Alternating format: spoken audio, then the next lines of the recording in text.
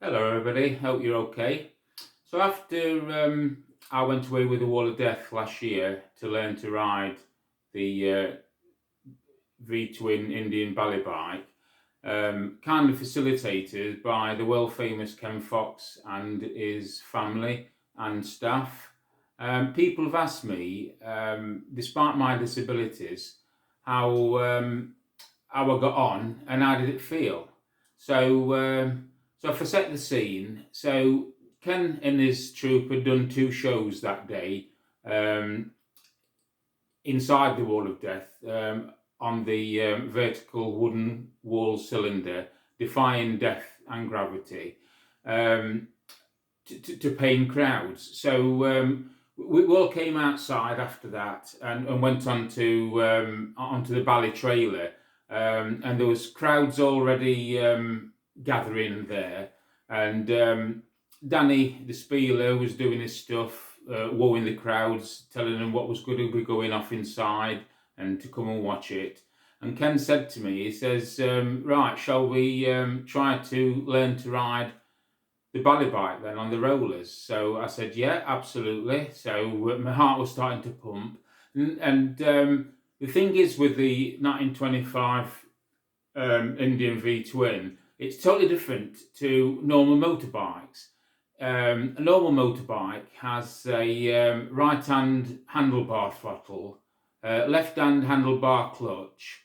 If it's a British bike, it's got a right foot gear change, and if it's a Japanese bike, it's got a left foot gear change. Well, the Indian motorbikes have a left-hand handlebar throttle, a left foot clutch, and a right-hand tank gear change. So this is totally different to what I've ever rode and what 99.9% of people ride. Anyway, Ken started it up, and I got on it, and so I'm like 4 foot high up on the Bally trailer, off the ground on a set of rollers on this Pride and Joy pure Wall of Death Indian. So I puts the clutch in with my foot. I have foot mobility problems on my left foot from an accident many years ago. So I depressed the clutch. We finally got the gear into gear, and I lets the clutch out, and I ended up stalling it, to be fair. So I took it out of gear, I kicked it back up, got it going, and did it all again, put it in gear, and we set off. And it's quite weird, really, because as you all know, if you drive a car or ride a motorbike, when you let the clutch out, you're actually moving in an inertia forward, and you're having to move the weight. So as you let the clutch out, you have to accelerate a bit to compensate for that, otherwise you stall it. Well, on a set of rollers, you've not got that weight to move forward. So in theory, you can nearly set off in tick over, and that really messes with your mind as well. You've not got that inertia to pull forward, that weight, and you've got nothing moving past. Yet your engine sounds there. You can hear the wheels running around on the rollers, but there's nothing coming past.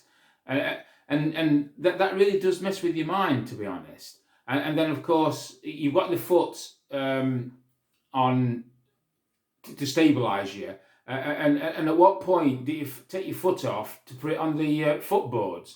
Well, as I say, when you're riding normally, you've got the things coming past you, you've got the momentum and everything, and you know exactly when to put your feet up. So that was a bit awkward to comprehend. But as you rev it up and go through the gears, the gyroscopic effect starts taking over, and the bike straightens up, and then you know to take the feet off. So there I am now on the rollers, going forward, but staying still. So, and the gyroscopic effect's there, so I'm now balanced. So Ken says to me, take your hands off the handlebars. So I did, and then I stood up and took my hands off the handlebars and put my hands in the air like this, and stood up and shook my body to make the bike dance about on the rollers.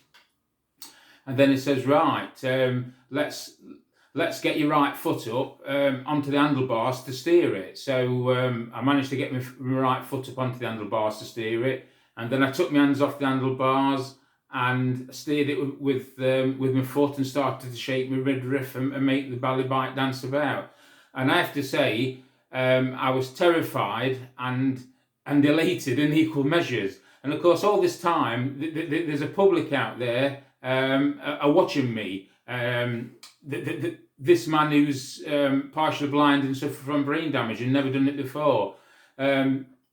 Danny the Spieler's giving it all his spiel and say, you know, we've got a one-off ex-speedway rider here, suffered brain damage and now partially blind, and he's giving it all this. So the feeling was absolutely awesome. I've been away, because this is a lifelong dream of mine. Since a kid, I've been interested in Wall of Death. I have memorabilia of Wall of Death, as you can see here some, you know, posters and things. I have a 1/24 scale Wall of Death model that I display. So yeah, Wall of Death and motorbikes have been in my life, been my passion and desire for a long time. So to finally make a dream come true was great, and I'm so glad and thankful for Ken to facilitate this for me, and as I say, and his family and his staff. Absolutely brilliant. And if you go onto my YouTube channel, you'll see the video of me doing it. So please check me out, and thanks everybody, and thanks Ken, his family and staff. Cheers.